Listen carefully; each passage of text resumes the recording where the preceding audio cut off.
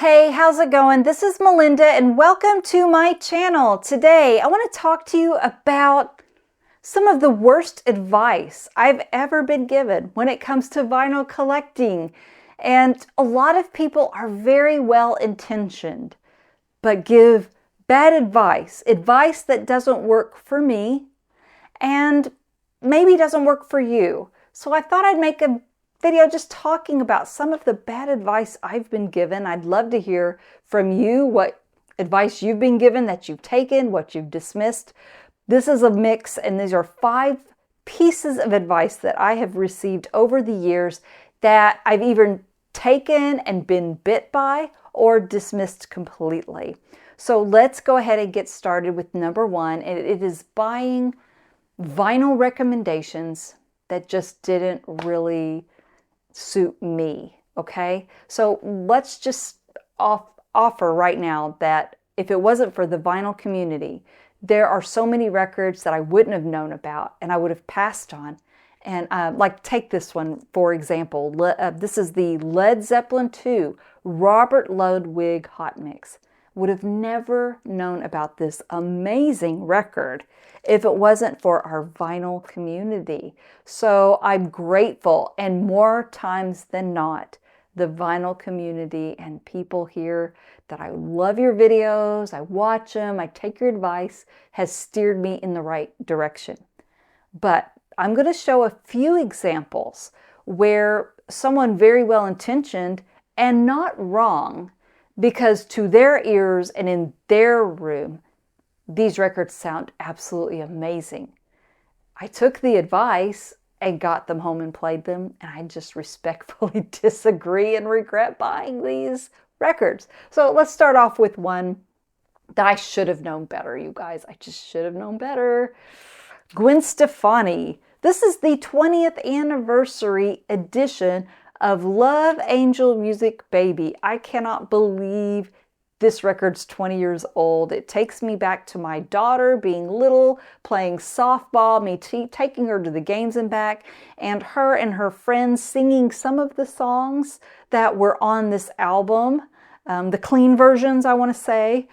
And this was, I guess what really attracted me to buying this version of this record were so many YouTubers saying, this sounds awesome, it's great, it's 45 RPM on pink vinyl, it's never sounded better. Maybe that's right, maybe it has never sounded better, but I bought this one and put it in, listened, I was so excited, and all of a sudden What You Waiting For came on, and it just sounded like a muddy mess to me. It didn't sound good at all. I was like, oh. Now, it gets better with Rich Girl. It doesn't sound as muddy, and the bass does kind of kick in on that one. Cool sounds okay, but for the most part, I was like, I wish I hadn't bought this, because I don't know how often I'll play it. I honestly think streaming it is good enough. I don't think I need a vinyl copy of it, because it really does just sound like a CD put to vinyl to my ears. That doesn't mean the people who are recommending it are wrong. It just means it wasn't a good fit for me. And that happens sometimes. You take your chances, at least I do. With that one, it was an epic fail. Here's another one that just did not work out for me. This is the Record Store Day Essential of Toto 4. Now, I want to say this, okay? If you do not own this record and are desperately wanting a copy of it, this is not a bad way to go. It's actually very good. This happens to be one of my favorite records of the 80s for nostalgia. I also think the members of Toto are exceptional musicians, and I really enjoy that band.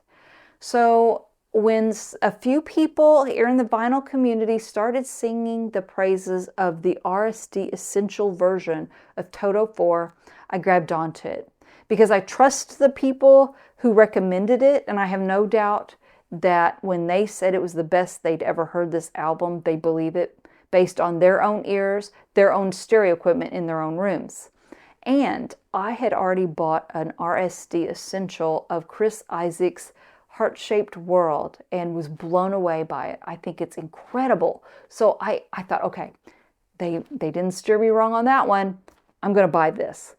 The sad part is I paid $25 plus shipping, started playing it, and it did not sound better than what I had already bought for $1 many, many years ago. This is Toto 4. This is the CBS, the half-speed mastered version. And this sounds better to me. I like this one better than the RSD Essential, or at least it's very, very comparable. I did not better my $1 copy. And I can remember this so well back in the good old days. I was in a record store that's now closed, but I pulled this out. They hadn't put it on the shelves yet. And I asked the store owner, how much do you think you would charge for this record? He looked at it and he's like, Toto 4? $1. He looked at it like it was a piece of garbage. He didn't want it in his store. So he just gave it to me for $1. This is the best sounding version of this record I've heard so far. I don't own Speaker's Corner. I don't own the MoFi. So let me know what you all think of those. But yeah, I bought a record when I should have just been thanking my lucky stars that I found a good version of it for $1. But no. I had to go and try to better what I already enjoyed, and it backfired big time. Here's another, this is the last one I'll show when it comes to bad advice. Wish I hadn't bought these records. Dusty in Memphis. This is the Analog Productions version, and it might very well be the best sounding version of this record. And I don't have that 75th Atlantic anniversary issue, so I don't know how that one sounds. This was from Analog Productions. They have a reputation of making incredible sounding records. So I thought, this is the way I'm going to go. I'm going to buy this record this way because originals aren't usually in great condition. But I thought it was going to sound better because, like I said, Analog Productions, their records sound amazing. This is just okay. It's not a wow, this blew me away like I'm typically used to. So I was disappointed. It was $60 and it sounds like a good record, but it doesn't sound like a great record. So, just a little disappointment. Sometimes you win when you take advice, sometimes you lose. So that was number one. We're going to move on to number two now, and these will go a little quicker. At number two, this is advice I get from people who don't buy vinyl records. It's not from collectors. It's from people in my life other than vinyl collecting. They come into my room, they look around, they see all these vinyl records, and they're like, you've got to stop buying buy records and stop collecting records. The madness has to end. They say, vinyl records, they're hip and cool right now, but they're going to fall out of fashion and you're going to be stuck with all these records and they're going to be worthless. And that's what I've heard from a few people who don't collect vinyl. And I automatically throw that advice away. I'm not going to stop buying vinyl records. I'm not really into fashion. What's popular, what's not, what's a trend. Yes, I do notice when I watch movies and TV, in the background, they like to decorate a room with vinyl records. It's cool. It looks cool.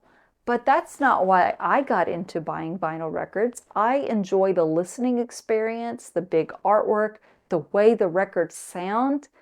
And I'm not interested necessarily in the value of the records that I buy.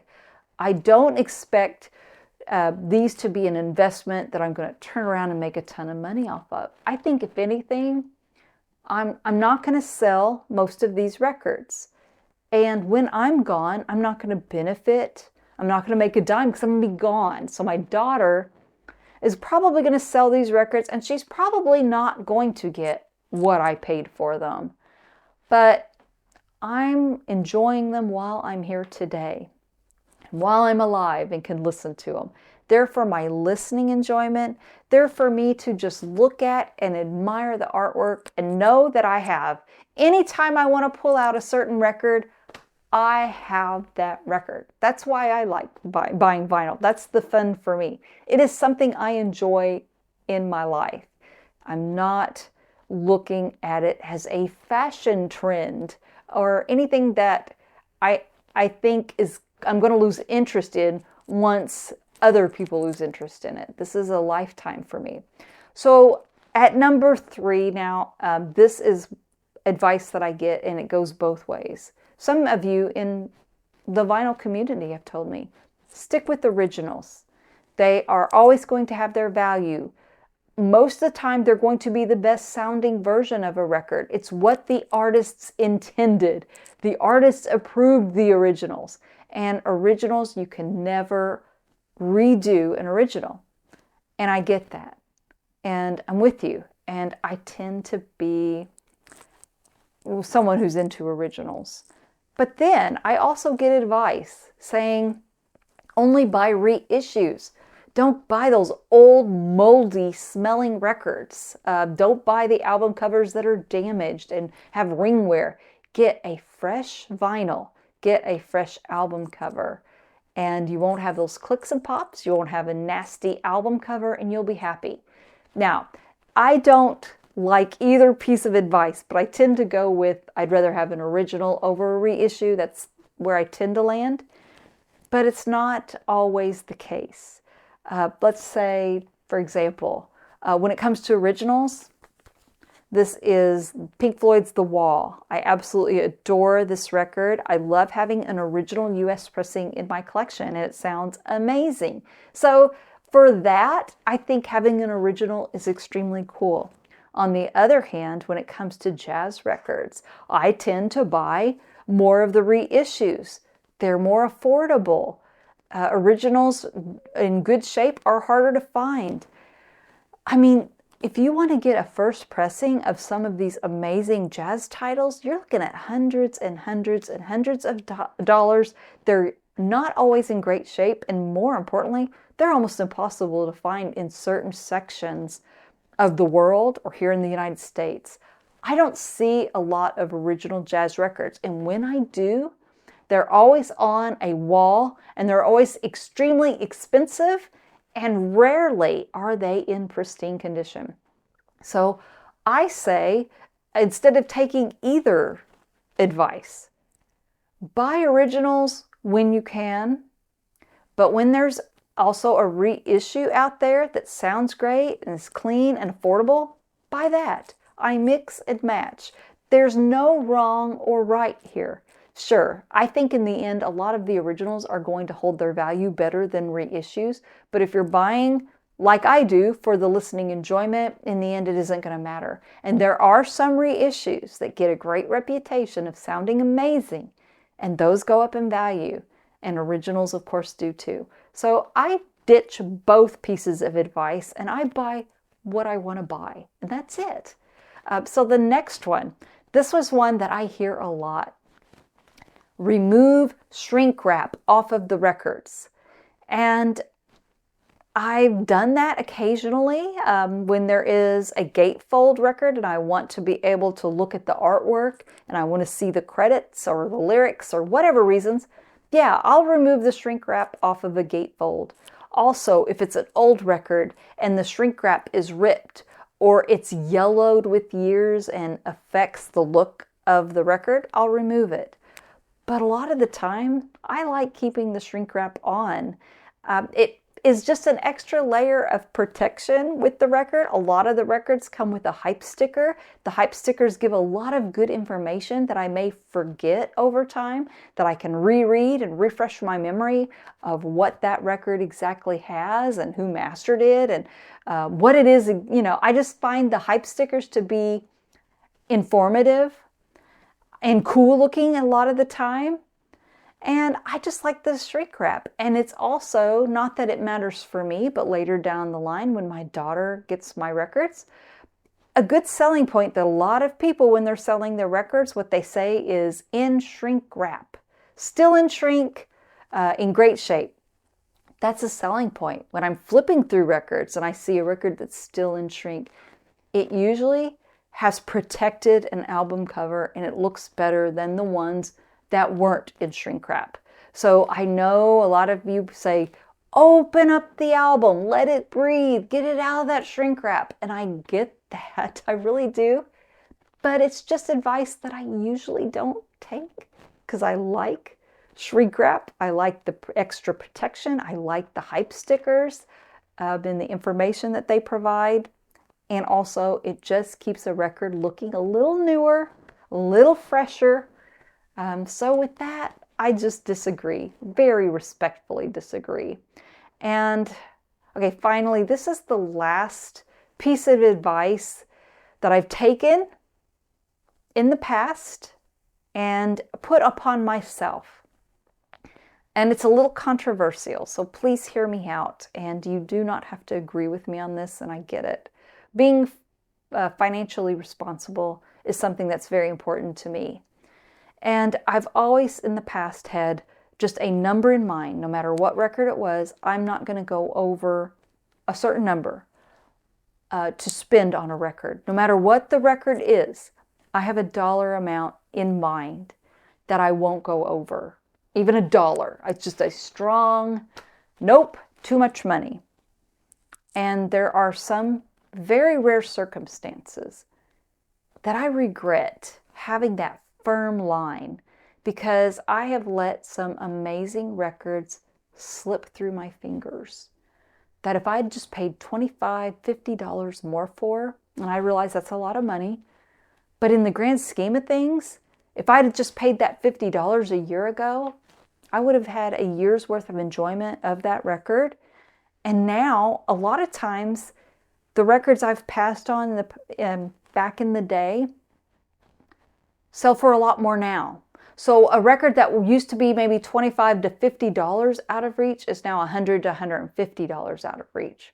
So, I wish I would have been just a little more flexible with myself, or maybe been a better negotiator, because there's records that have been $50 out of my price range that I really, really wanted. And maybe if I would have said to the seller, can you give me a little better deal? Can you give me a little discount? Maybe they would have came down $25 and I could have met them in the middle and I would have had that record.